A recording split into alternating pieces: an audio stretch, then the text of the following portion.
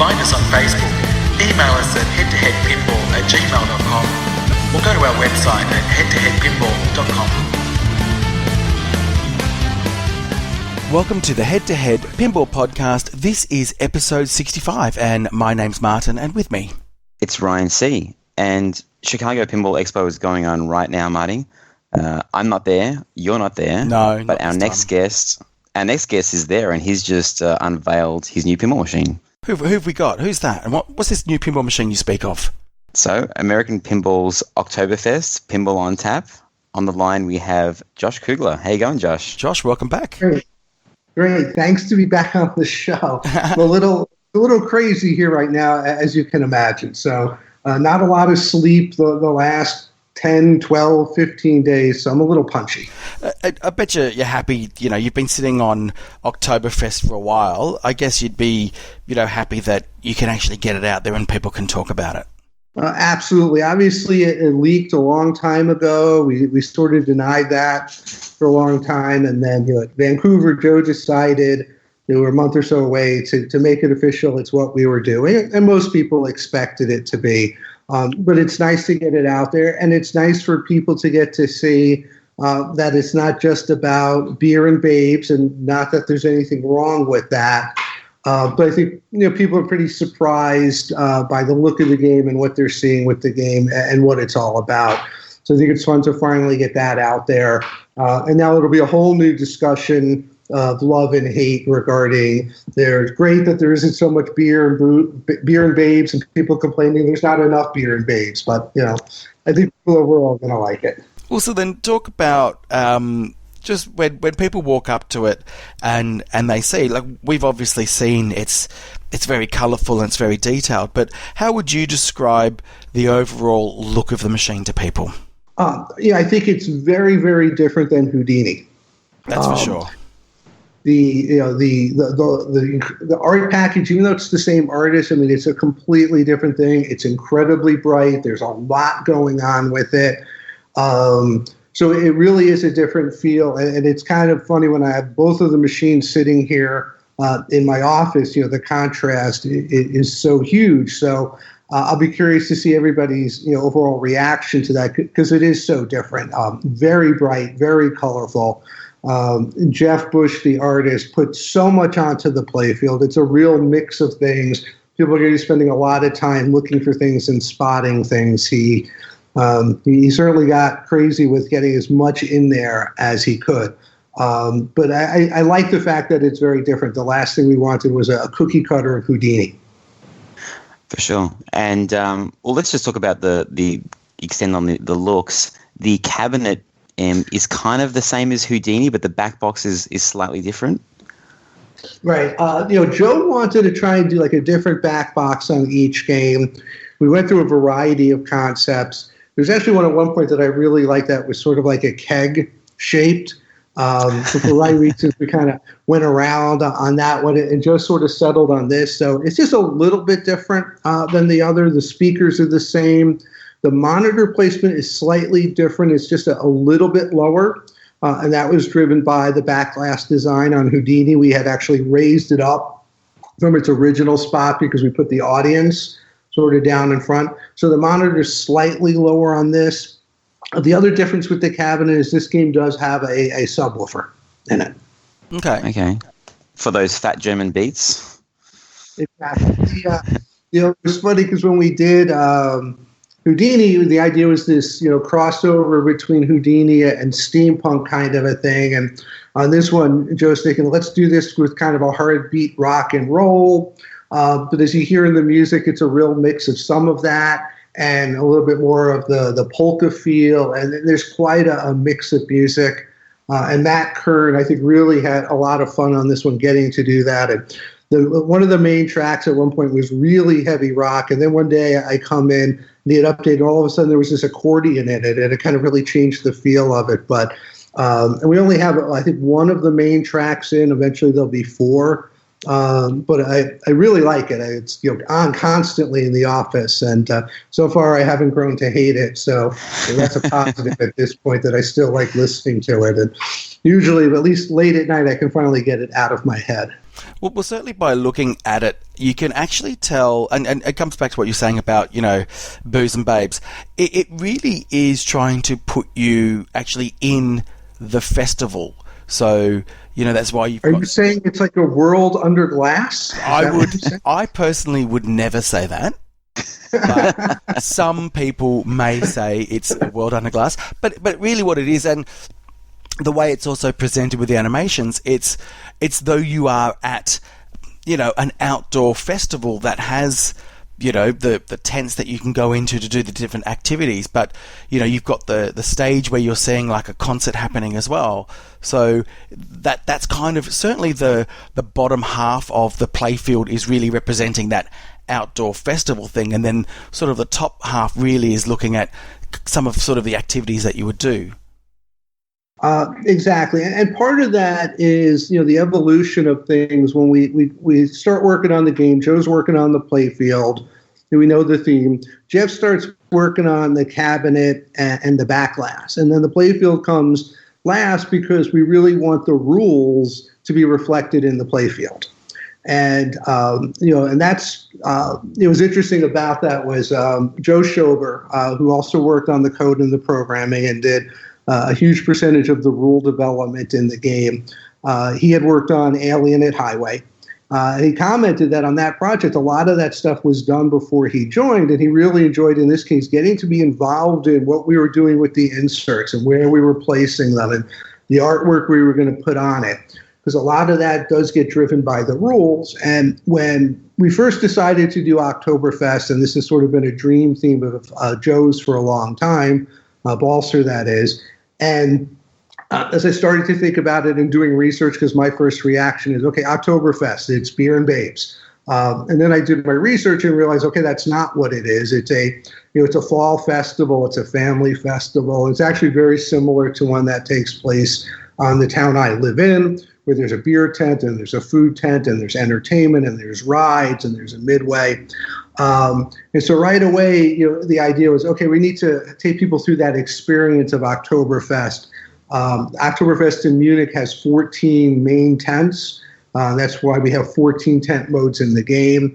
And so that sort of is what dictated that art on the lower part of the playfield was to capture like you're at Oktoberfest. And then we tried to do that with the display. When you're out of mode, you're sort of looking out at the buildings of Oktoberfest as things start to happen. So a lot of that was driven by how we were going to best tie the theme into gameplay. So let's before we get into the software, because you're the rules man, let's continue on a little bit with the layout. So you've got, I guess, 3 ramps on the playfield. You've got the one all the way to the left, which is a lift ramp. So when the ramp is up, the ball is orbiting all the way around, and that'll feed, I guess, either the right flipper or the top lanes. Is that right? You have an upper right flipper, so you have the lower right flipper, you have the upper right flipper, and you have the top lanes, and it's not going to go into those top lanes too much unless the magnet's activated that's up there. That's right. Yeah. So we'll come back to the magnets in a minute. Yeah. And then you've got the side ramp, which you can only hit from that upper flipper, and that'll send the ball around into the barrel.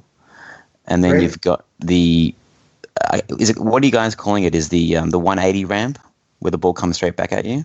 Right now we call it the right ramp. I'm trying to remember if there's anything in the rules where we call it different. It's funny because around here everybody has a different name for it. Okay. And so you got the pump bumpers there. Yep. All right. So I guess software, because you're the software guy. I mean, that's where the game comes to life. Right, but just a couple of things on the playfield I want to touch on real quick. So the game has 4 magnets. On the lower right sides, kind of lower down on the playfield, are 2 banks of stand-up targets, October on one side and Fest on the other. And then there's a magnet around those to help get some action on those targets. Then there's also a magnet above the upper right flipper and one above the lanes. And those 2 magnets are player controlled. So there's an extra flipper button on the right side of the cabinet just below the regular flipper button that if you have earned what we call magnabs, you're able to activate that to control, grab the ball above that flipper to release it to help you hit either the ramp shot, or the bartender shot, and there's actually also a Newton ball next to that shot. We call it the high striker. It's a Newton ball with a captive ball behind it. That when you hit it, it ricochets around, and the high strikers, that thing at the midway to see how strong you are.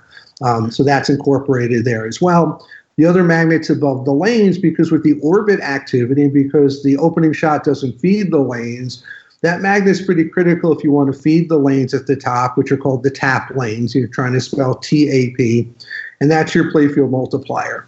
So for a skilled player who wants to work on their playfield multiplier, they're going to want to learn to use that extra flipper button to be able to grab the ball at the top, feed those lanes, and get the playfield multiplier up. Okay, so how long does the playfield multiplier stay active for? And I guess the bigger question is, how do you earn yourself magnabs? So there's two primary ways to earn magnabs. One is the right ramp, and the other is the Newton ball. So throughout gameplay, it alternates between those.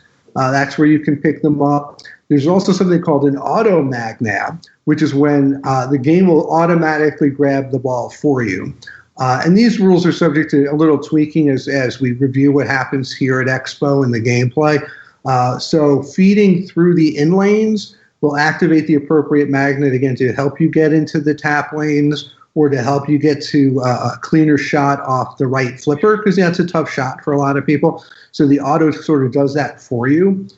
In those cases, that's kind of there to help. So there's an interesting balance we tried to come up with where if you don't know how to use the button, those magnets are still going to come into play and help you.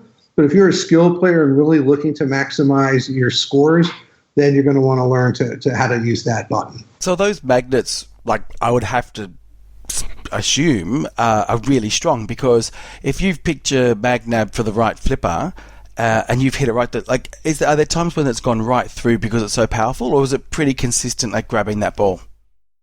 It's surprisingly consistent on the auto. There's actually a spinner in front, and it's actually the spinner that helps trigger the timing on that, and it's sort of a nice aspect of with the P-Rock, we get the timing just right, and a little bit of that was luck that we have this spacing just right for that. When you're using the button, has to do with your timing. But yeah, certainly a super hard shot could blow through, but it worked surprisingly well, and it was a lot of fun the first time we triggered it, which we were kind of doing manually with a keyboard to test it out, and one person was flipping and somebody else was going to hit the keyboard to trigger that button because we didn't have a cabinet with the extra button in it. And the first time we attempted it, the shot got made, the magnet fired, and it was pretty like, this is going to work. And originally that wasn't in the design, and when Joe Schober and I, who I'm going to call Ferret since that's what he goes by on Pinside, when we were looking at the layout, we were a little concerned about getting the ball to the upper right flipper, just because the way of the flow of the game. And turned out that probably wasn't as big a deal as we thought. So we convinced Joe to give us the extra flipper button so we can make that player controlled. And I think it's just a nice add to the game, again, for the skilled player. With the novice, it's not going to take away from the game if they don't realize it's there and never figure out how to press it. So how long does the magnet last for? Like, what's the interval do you have to be able to hit that? I'm assuming that it times out, right?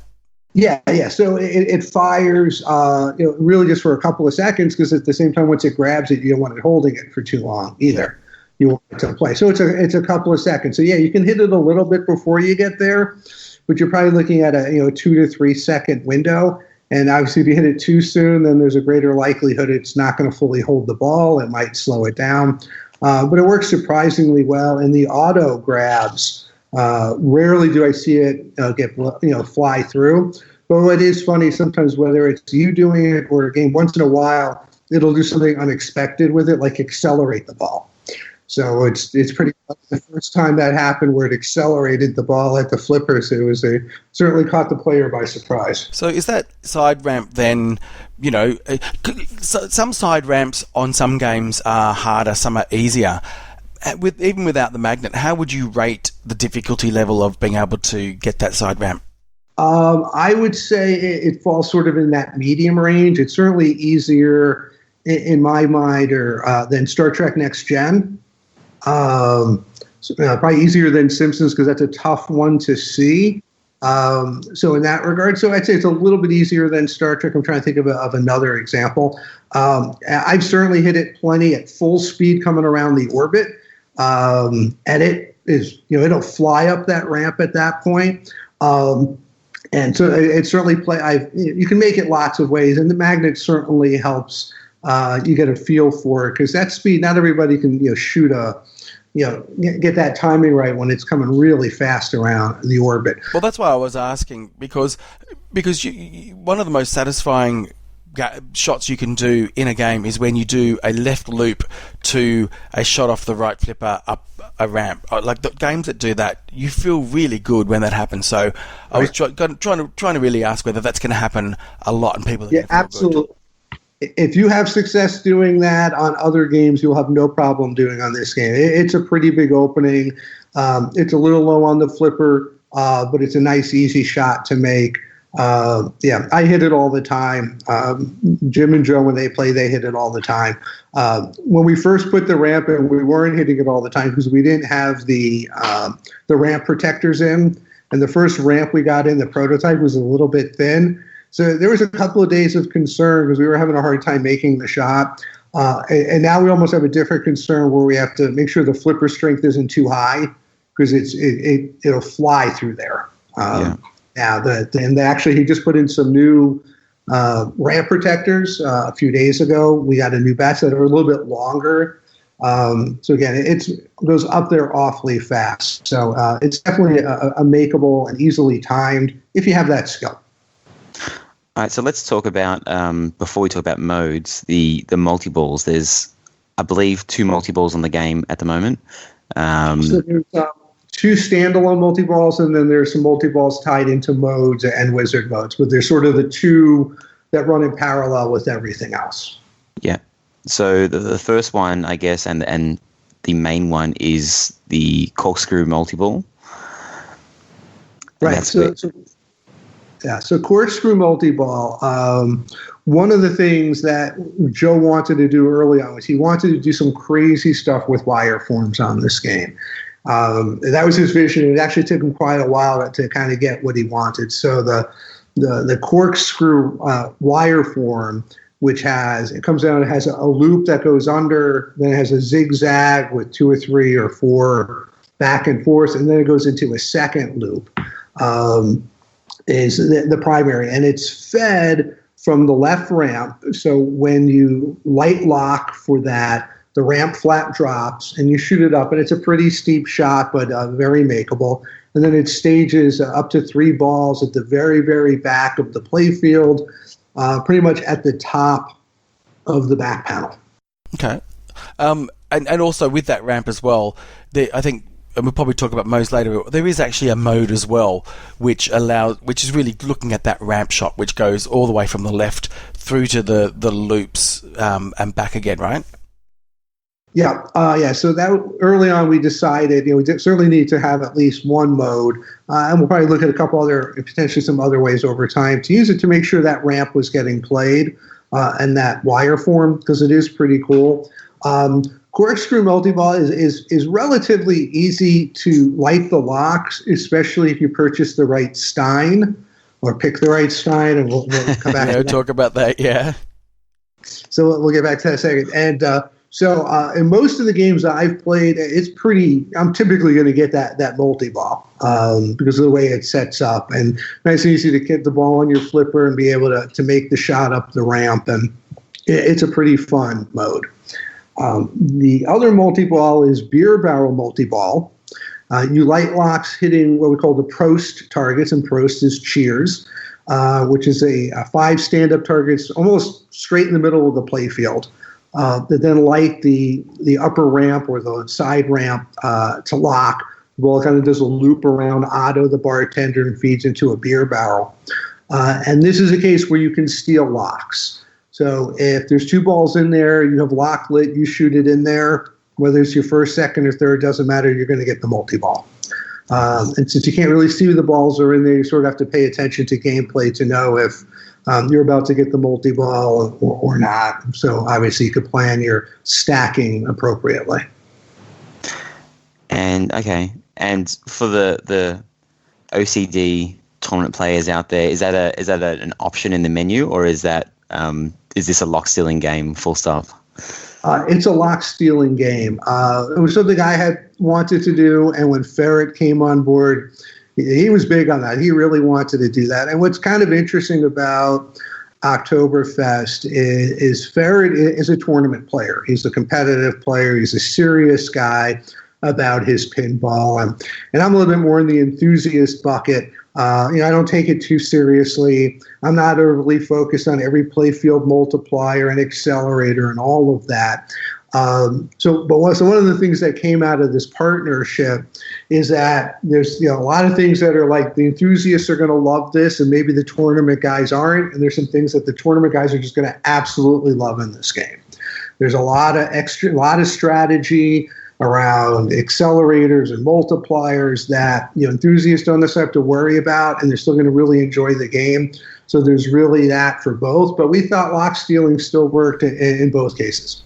Okay, so then looking, I guess, overall, walking up to this rules-wise, the things that I sort of notice is there's a couple of main things to do, right? So you can obviously go for the multi-balls that Ryan, when you were just talking about.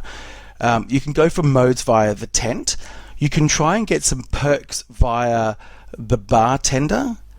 What other major things are you trying to do? And also with those things, so like the tent, for example, how do you light tent modes, and how do you light your bartender to get your stein?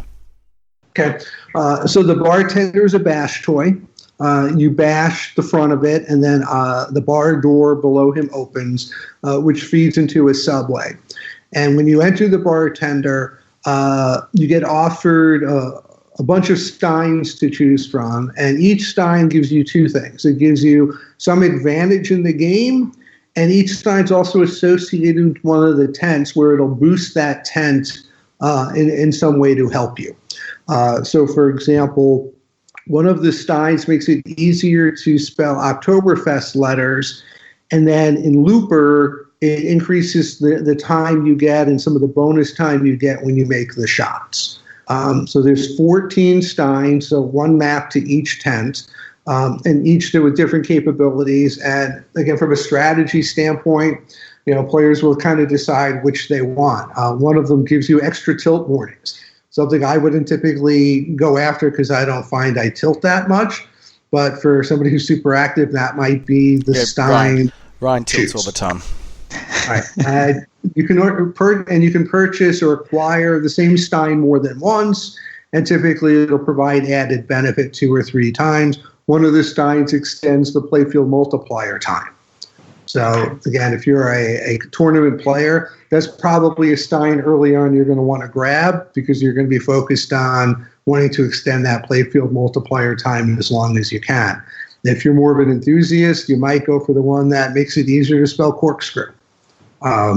So that was one of the really early concepts I had for the game, was this idea that you would acquire beers, which we then turned into steins. And then Ferret did a really nice job of kind of refining that and expanding that with this sort of a dual use. And he and I have had quite a few debates on what stein should do. And again, that's a classic case of where him looking at it from a tournament perspective, me looking at it as an enthusiast. So, okay. I mean, the stein is the beer, and the beer is that what you're referring to as accelerators? They're making you accelerate through the game because yes. Okay, right. So beer is good in this case. It's not going to make you drunk and play worse. It's going to make you play better. Right. Right, but who's to say that drinking doesn't make you better at something? Yeah, that's right. So tell me, what is Sloshed Rosh Lager?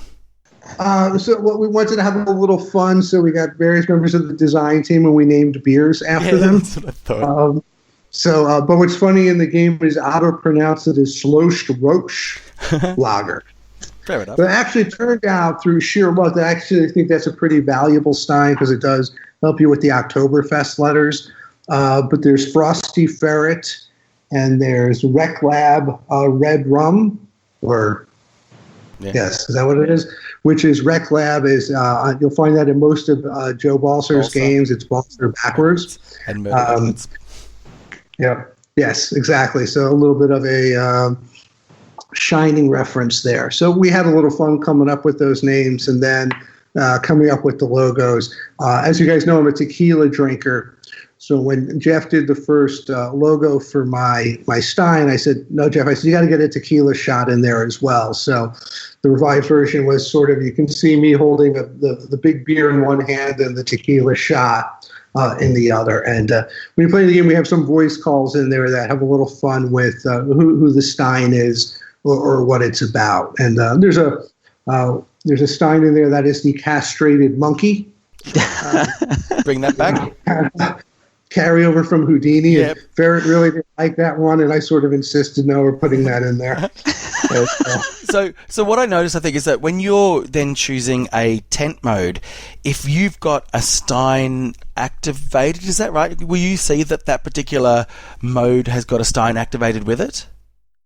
Yeah, so when you go to pick a tent, you use the flippers and you basically see the front of each tent. The idea was that you're sort of standing in the fairgrounds and looking around you to figure out which tent you want to go into. And the front door has two crests. One is what the tent activity is, whether it's a midway game or a drinking game. And then on the other door, it'll show the coat of arms of the Stein. If you have collected it. If not, you just sort of see a blank coat, so you know you don't have it. The game will, when you go in for Stein collection, if you don't know what to do, it'll give you, some Steins based on which we think might be good for you or which tents you haven't visited yet. Now, when you do a tent activity, if you do not complete it, you're able to revisit that tent again. But if you successfully complete the activity or the mode, then you're not able to go back to it again.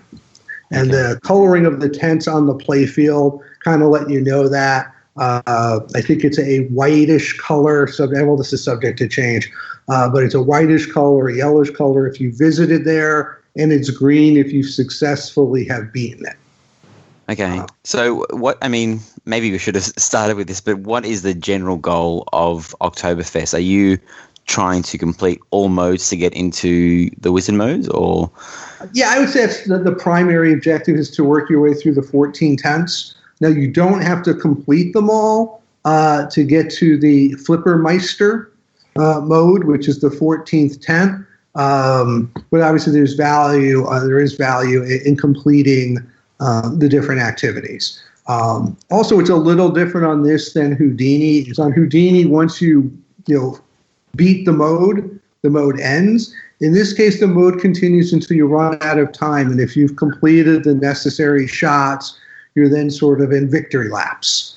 Okay. You're able to continue to play that mode for bonus points. So it's not quite like it is in Simpson, but it's similar in that you can continue to collect points and leverage what you're doing. And does every mode have a similar time given by you guys to finish it, or do different modes, because of the requirements in the mode, have different time allocations? Most of the variations tied to whether or not you have the appropriate Stein or not is one factor. But then within modes, there are things that can increase time. And the tent lanes, which are the lanes at the bottom, also have the ability to add time to modes. There are a couple of different ways when you're in a mode to increase the time, but not all modes start with the exact same amount of time. And certainly some are harder than others. There's a particular mode called Juggler, which is an add-a-ball mode. So you have two balls to start, and then you can add a third and a fourth. And the first few times I played it, and this was a mode that Ferret coded, I'm like, this is a tough mode. And I said, you need to put a much longer ball save on this thing because, it's a 3 or 4 shots to get to that add-a-ball. And it's tough. It's a fast playing game. Yeah, it's surprising when you kind of look at the layout, you think it might not be, but because of that lift ramp, it's typical kind of Joe Bolsa style where you've got a good combination of flow, but also the stop and start of balls kind of getting staged and popping on the wire form. Yeah, so there's it's certainly a mix. It plays very fast. It's certainly less stop and go than Houdini. And we've tried to, kind of stay with that. So there isn't quite as much. There is, when you're picking Steins and you're picking modes, But we've tried to keep that quick. There is a mystery award, which is also at the Scoop. You pick a lucky duck. So it has that class of thing. So you'll notice there's ducks on the playfield. There's ducks in the modes. Early on, we were just talking through stuff, and we said, for the mystery award, it should be, when you go to the, carnivals, they always have like the floating ducks, and you pick it up, and underneath it tells you if you're a winner. It would be a natural. And what we didn't actually know at the time, and I think Ferry Googled this while we were talking about it, but it turns out there's this thing called Oktoberfest ducks. It's like a thing. There are all these little ducks. They're decorated, Oktoberfesting. People collect them and stuff. So, it was like, cool, we're going to have a lot of fun with ducks in the game. So just quickly, what's the maximum number of balls in any sort of multi-baller mode? Is it 4, 5, or 6, or 20? Other than the wizard or mini wizard modes, I think it is 4 right now. Okay. Right now, you cannot stack multi-balls together. It's something Ferret and I have been debating, and we haven't come to a final conclusion on that. If there's any set we would allow to be stacked, we sort of have to take a closer look to see if there's a good fit. But other than the multi-ball tent modes, any tent mode, you can then start a multi-ball on top of it. And can you continue to play through modes while you're in multi-ball, or is it just kind of like one mode per multi-ball, and then you have to get out and to get back in? I'm not sure I followed the question. Repeat that. So, okay, can you start a mode during multi-ball? No. Once multi-ball starts, you can't. You have to start the modes before. Oh, okay, so if a mode ends during multi-ball, then you have to then finish multi-ball to get back into a mode? Correct. Okay. But typically, with the various ways that can extend the clock, if you're in a multi-ball, probably a good chance that timer is going to get extended a little bit through the tent lanes. And you can't start another one. You have to then finish up. For sure. That tent shot to start a mode is right there. I'm guessing it's pretty easy to hit on both flippers with a backhand and a forehand shot. Not sure I would say easy, because the flippers are pretty strong on the game because of the long shots. That scoop's a little close, but it's certainly makeable from both. I prefer the backhand off the left. Yeah. You have to hit it right. If you hit it square on, it'll go down. And this is not like Roadshow where you're locked into choosing ladders of modes. You can choose your modes in any order. Is that right? Yes. Absolutely. Yes. Yeah. Thank you. The roadshow thing makes sense from an operator standpoint in that, you keep putting your money in, or remember that's when you had that, you could, extend your game. Yeah. Because you wanted to get to that next city. But, other than for an operator making money, nobody really, that's the single biggest drawback to roadshow. And I had one, and I would deliberately miss the skill shot on the first ball in hopes of not doing New York, which is such a terrible mode because your shot is basically the kill shot up the middle that's going to send it straight down, where Miami is a much better mode. So invariably it's miss the skill shot, try and get Miami instead. And so no, you can choose the modes in any order you want. And that's obviously critical and figure out the right strategy, when to go with multi-balls or other things that you might have going on in gameplay, having to do with the food tent and some other features that are out there. Right now at Expo, you don't have all. There's a lot of modes there. 14. I got there. How many of them are programmed in? I think we enabled only 5 or 6 for Expo, partially sort of a combination of ones that we thought people would enjoy most and we wanted to show off. So we made sure that Looper is a mode that uses the roller coaster, was in there. Juggler, which is a multi-ball. So we wanted to ensure that that somebody got to 2 or 3 modes, that it would almost guarantee they would get to what I call one of the more interesting ones. We all know some modes are more interesting than others. What Ferret tried to do is he was laying out a lot of the rules. He laid out the rules on the majority of the modes. I think I did most of the beer modes. He did a lot of the others, and we fought over a few. And then depending on who was coding it, the rules would change, and we'd argue about it or not. So God, I lost my train of thought. Hate when that happens. Too much beer, too much stain. Exactly. Like I said, not enough sleep. I would have thought on this one we would be getting more sleep leading up to the show, but that was ridiculously silly. And so we sort of picked the modes a little bit that way for the show. So there are a few others that we have done. There are a lot that are coded. The animations, even on the game at Expo, are not where we want them to be. Where need to be. We're kind of behind on that. So we actually have a second animator on board doing some work now, so we can try and catch up and get more of that done. So like I said, I think there's 5 or 6 that are enabled for Expo, as well as both multi-balls, and quite a few of the other features are all enabled. So then, what is the final big wizard mode, and what are all the objectives that you need to complete to get that? I wish I could answer that question. Not there yet. It's a mystery. There's a part of one of the objectives is collecting ducks. Right. We talked about that. So there are 4 duck targets on the game. When you get all 4, that's what lights the mystery award.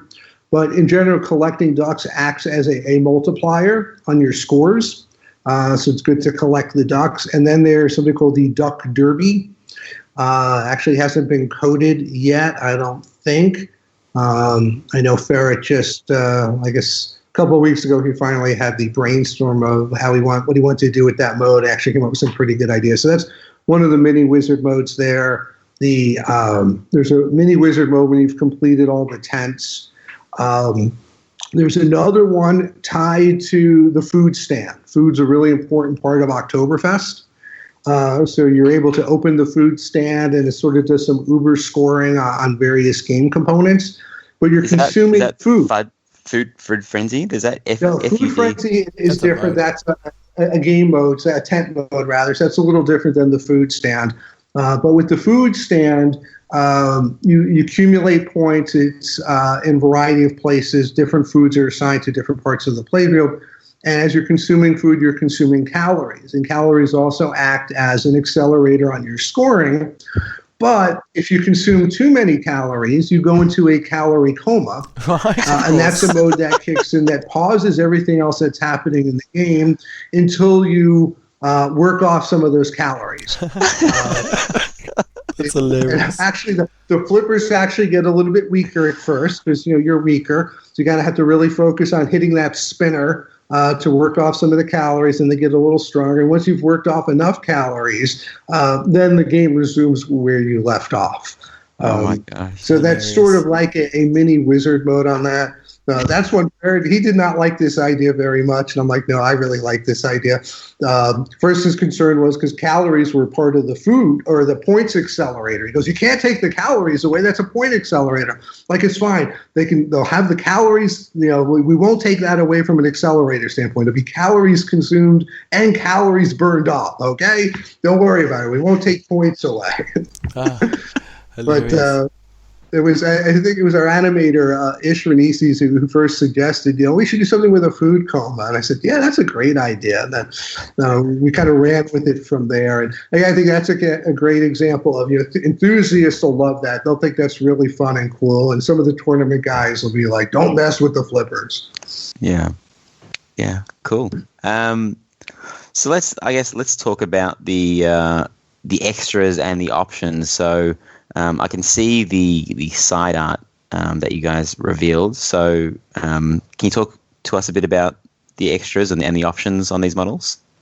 I'm not sure if it's 100% finalized, but it'll be basically like Houdini. It's one model, like Houdini. There's nothing different in gameplay. And then the add-ons, I believe at this point, are the shaker, the knocker, the side art, magic glass. I know there's some work on a topper, so I'm not sure of the scoop on that yet. Okay.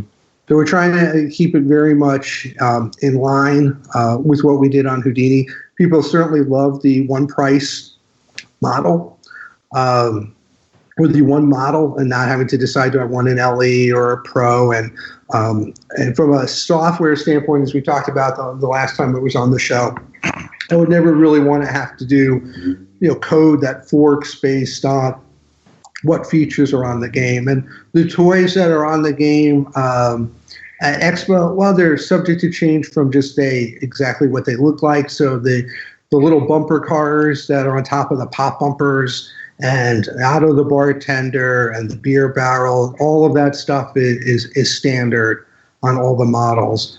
We did not do flipper toppers on this game. We went with decals, which I think look really good and kind of gets the job done without being fragile, which is always an issue with the flipper toppers. Yeah. And I noticed that you've got kind of 2 posts next to the in lane, so this game is kind of very adjustable in terms of how easy or hard you want to make it for the player. Yes, you can adjust the out lanes. There's also a center post between the flippers, something Joe likes to do, and I'm actually really good at using that now between Houdini and now Oktoberfest. One of the things that we have in the game is there are stand-up targets by the out lanes. You can see them sort of opposite, sort of off to the side of the center post between the lanes. And those actually can light ball save on the out lanes. So the first time through, it takes just 1 hit off that target to give you an out lane save on that side. It requires 3 and then 5. And there is a Stein that makes it easier to acquire those. Then after you've gotten 3, at least that's the current setting, the 4th time you light it, you don't get the ball save. You'll actually get a mode, similar to what we did in Houdini, where you're going to have to earn your way back to be able to continue. So and then at that point, no more ball saves for you. So you can't hit those shots off the flipper. That's like a nudge shot, basically, where the ball's about to drain. Post, yeah. Yep. It's a nudge shot or one that just through activity of the game, right? You're going to get. So we're still tweaking the color coding. I think the way we have it now is it's the target's red if the ball save is not available. It's yellow if you're 1 hit away. So at least, give it a really good shot because you might get that last hit right before it drains. And then if it's green, it's currently available. The Stein makes it easier to get. And I think, because these things are, we're always tweaking these things. I think the Stein will also let you stack those. So you can, early in the game, if you hit it a bunch of times, you can acquire a few. But again, the first 3 gives you the save. The 4th time, you have to earn it, and then that's all you get. And again, everything is always subject to change once we get to review the play at Expo and see. Yeah, for sure. I mean, this is an interview straight off the bat, so you guys are still kind of working through it. And do we have an idea about what stage the pinball machine is at in terms of full release and code structure? I would put the code right now. As far as if you include everything, the aspect of the code, the lights, the sound, the music, we're probably only at 30%. The game logic is much further along than that, so it's really the assets we're waiting on. We have at least another round of voice calls still to do. My hope is that over the next 6 weeks, we'll get it to a point where we think it's releasable, that the bulk of the content is in there. So that's sort of the goal we're looking at, that we're cranking through. So hopefully in December, if production has things set up, we'll be able to start shipping games. At this point, the progress is going faster and faster every day. I was still doing some Houdini stuff until a couple of months ago, but between Farrad and I, we're cranking through the code. So we brought on a second animator to help move things along. Our sound guy's been cranking. So I'm not too concerned about him. And then probably the phase after that is to get some more adult content into the game. Okay, so can you expand on that? Well, I just want to get some more adult humor into the game. We've tried to keep it family friendly. The plan's always been to be able to have a little bit more in there that for adults, if you don't have kids around and you want a little more sexual innuendo or a little more whatever it might be. So it'll be mostly, my guess is more in voice calls than otherwise. So there's some voice calls now on the list. It's like, yeah, we can't use that one yet.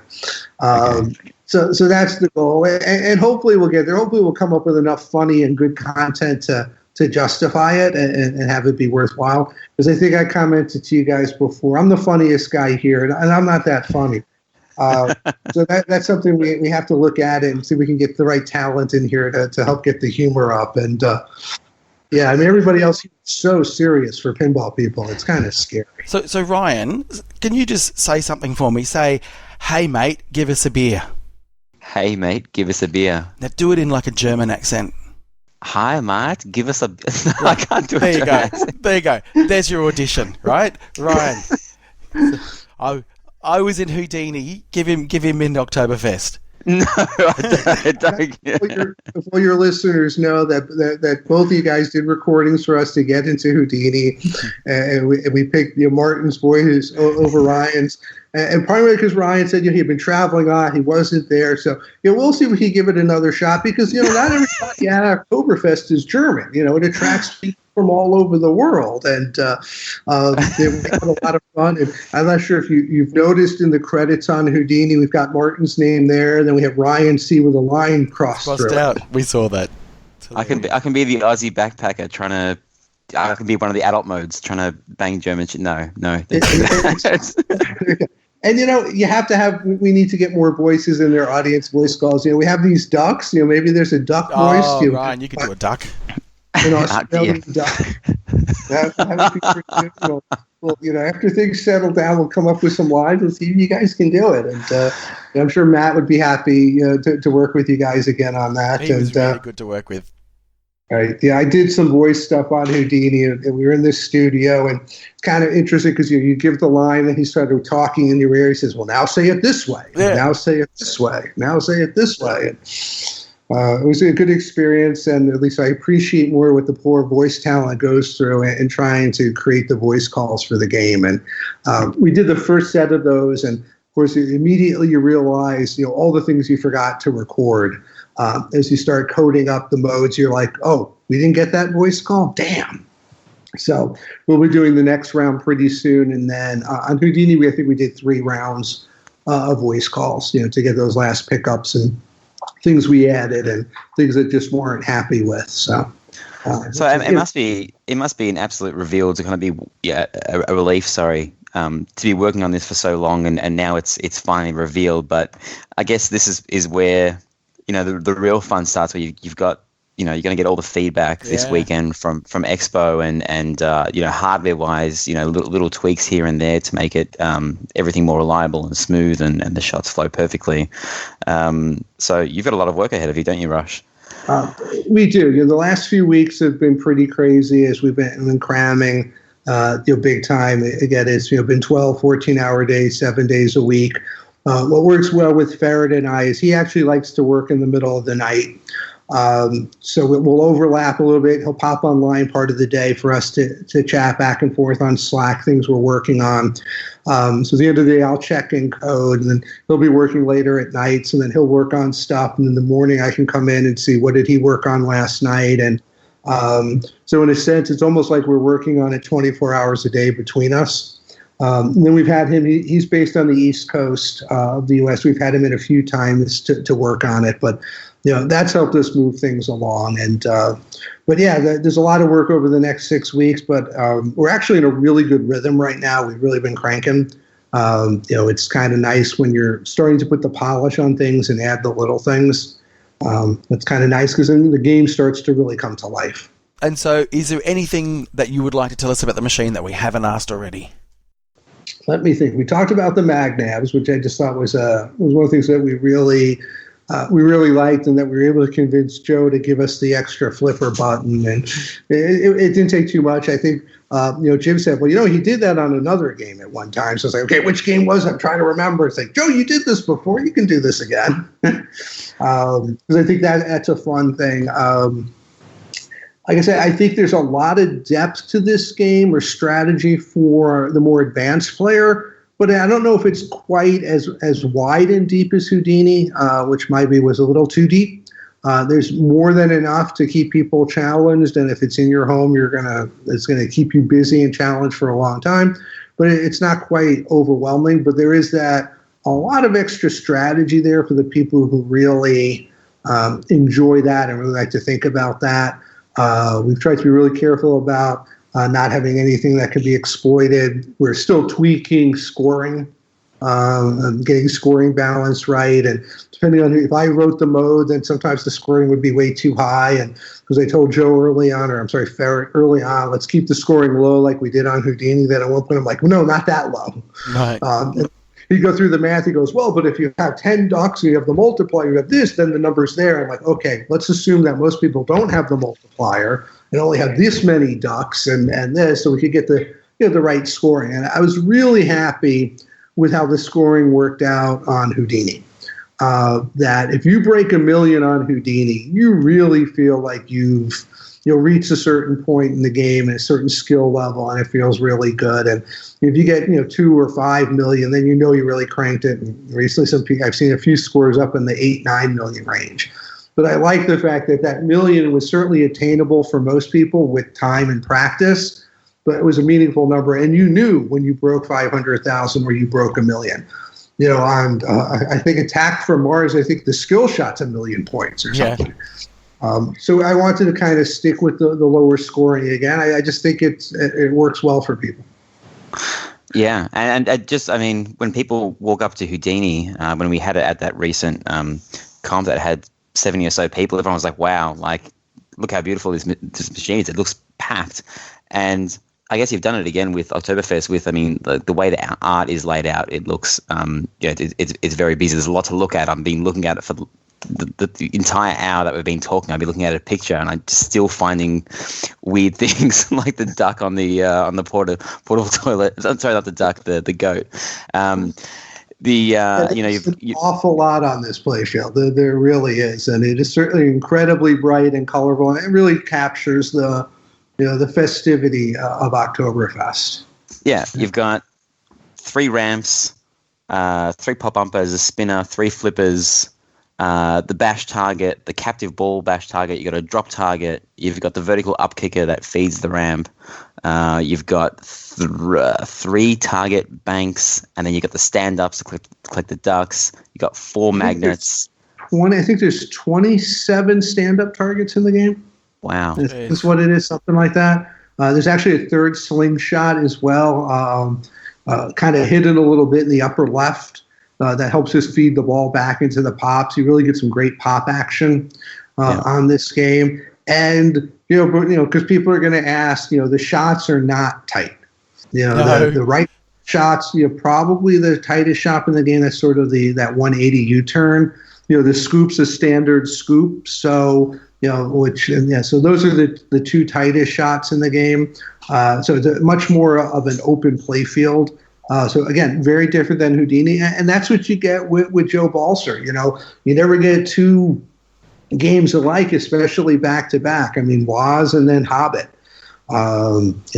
South Park versus Apollo 13, and now Houdini and Oktoberfest. Very, very different games in how they're laid out. 100%. And if you showed me the whitewood of this a couple of weeks ago and said, guess what this game is, there's nothing to say that it's a Joe Balser game, because it is just completely different than anything he's done. So yeah, I think that he had a ton of wire forms on Baywatch, and so I think he enjoyed getting back to that. Although I think he was pulling his hair out of his head at one point because he just couldn't. He was trying a hard time getting his vision realized, and so it took quite a while. But I think he's pretty happy with the roller coaster ramp with the 2 loops and the zigzag. And originally the zigzag was actually more of a corkscrew, sort of a spiral piece. And it worked pretty well, except we decided it was just too risky to be out on location because there was just the risk of the ball getting stuck in there. So it's something that I suspect we'll see come back on another game. So we switched that out because we just felt that was, just a little bit too much of a risk. But there's a wire form that crosses the play field, and there's I think 4 wire forms in the game. So it's awesome. Got plenty of wire to it. Like I said, there is a subway in the game that feeds from the bartender to the scoop. So it's pretty loaded. Hi, Josh. That was awesome, especially taking time out of your day with Expo being so packed and busy. Yeah, I guess we'll let you rejoin the festivities there. That'd be great. I have a tequila waiting for me someplace, and of course beer, because it is Oktoberfest. So there's certainly beer in my future. So Awesome. Really good to chat to you again. Thanks for coming back on. Thanks for having me. Thanks, man. Thanks, Josh. See ya.